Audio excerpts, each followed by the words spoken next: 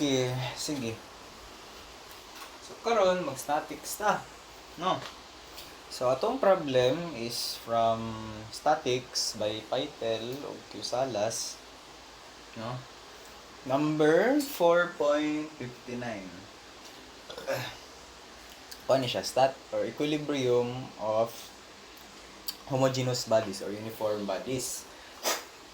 So, ang problem na to is the dump truck consists of a chassis and a tray with centers of gravity at G1 and G2 respectively. With the tray down, the axle loads or normal forces at A and B are 41,900 each.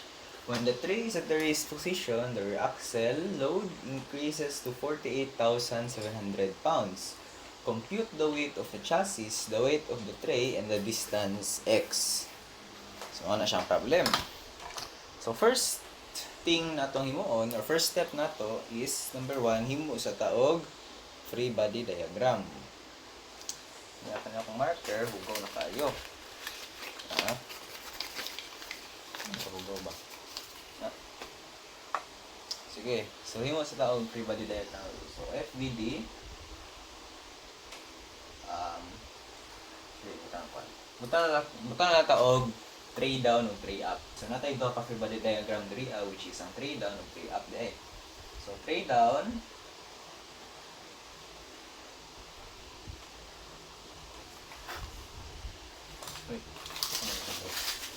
na to is kanya itong free body diagram, no? Tangan ng taog isa na lang ka bar dira kanya na ito ang kaligid kamaring ana raman dyan ng dump truck, di ba? Ano siya ging ana, di ba? Sige, so butang ta na kani siya is NA kanya kani siya C and B, no? Yung distance niya between 2 points is hindi na ko ink. Ang iyang distance is 14.5 feet. So 14 kailangan 14.5 feet, no? Okay, sige. Tapos natay G1 which is ang center of gravity or centroid sa ato ang ang chassis mismo. So G1 nato is na diri yung distance from NA is unknown. So butang tag x dira Tapos natay G2 nato which is centroid sa ato ang centroid sa ato ang tray.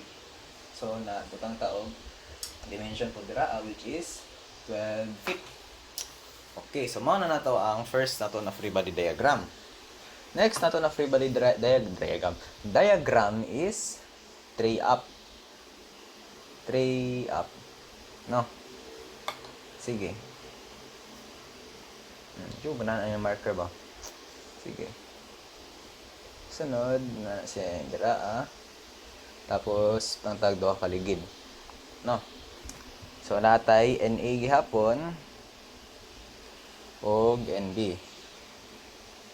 By the way, butang punta og ato ang mga weight nato diri or forces nato. Butang nato na dira yung weight is 41,900. Okay. Tapos diri ang NA butang na nato 41,900 man, wala man siya nag-specify pod. So tag 41,900. Tapos pag-abot kay NB kay mahimo siyang pila man 48,700. So 48,700 LB. Okay. Sunod na to na variable. So G1 as isa gihapon G1 which is x gihapon siya, pero si G2 since naka-tray up naman siya, so nibalhin ang ato ang centroid na siya diri dapit. So G2 nya yang distance is 12 feet plus 7 feet. So pila man na? 12 plus 7. So 19 feet na siya. So 19 feet nya kanipod, which is 14.5 feet. Okay, goods. Sige. So with the gamit ani niya, pwede ta maka-moment at A, no? Tapos makagain na ta og duha ka equation gikan ana niya. Sige, testing ta. Ano ko dire? Move na ko na siya. Na kita ang gihapon na to ang Euclid diagram. Sige, klaro ba? Klaro lagi na. Okay. Himo ta og first equation nato. Let's try moment at A. So, if BD1 na ta, so tray down, so TD, which stands for tray down, no? Klaro ba? Divide na ako ba ngayon. Oh no.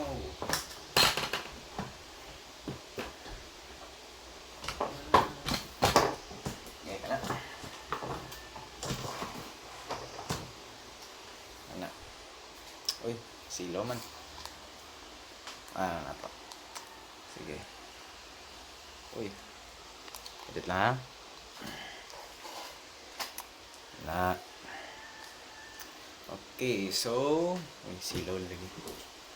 Okay, good na. So natay TD na to, which is straight down. Try na to sa moment A na to. Moment at A. Moment at A equals 0. No? Sige, ala.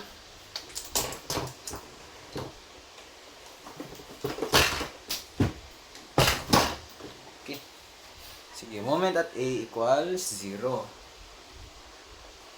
So 0 equals, sige.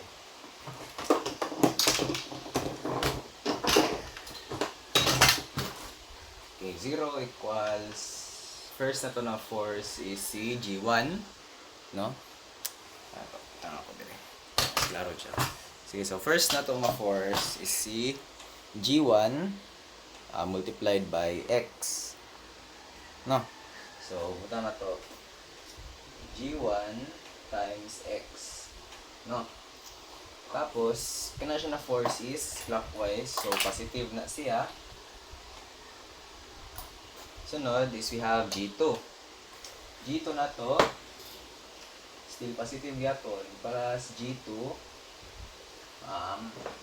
yung distance is 12. So, 12 feet. G2 times 12. So, 12.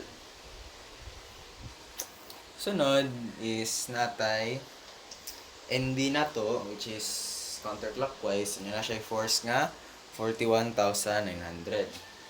So, minus 41,900. Na iyahang force is, or iyahang distance is 14.5 feet.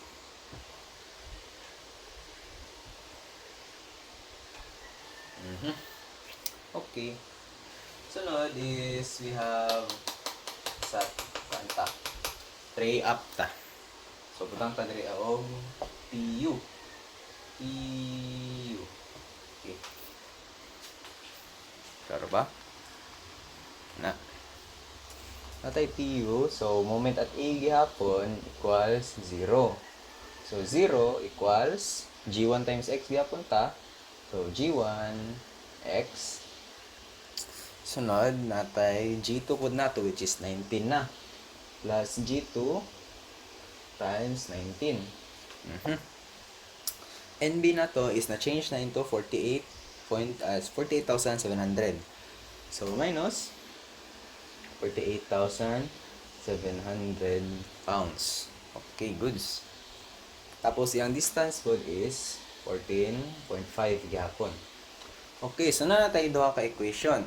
Pero, sa itong nabantayan is natay tulo ka unknown, which is si G1, si G2, ug si X. So, need na to isa pa ka equation. So, asa man ito makakita og third equation na to. So, pwede po na maghimo ta og third equation gikan kang tray down or tray up. Ato himo na lang is mag-sum up ta og tanang forces vertical.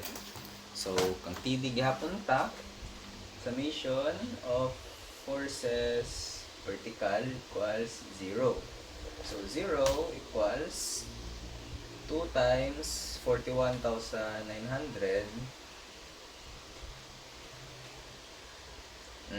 41,900 minus G1 minus G2. Okay. Sige, so natay ba ko equation, no?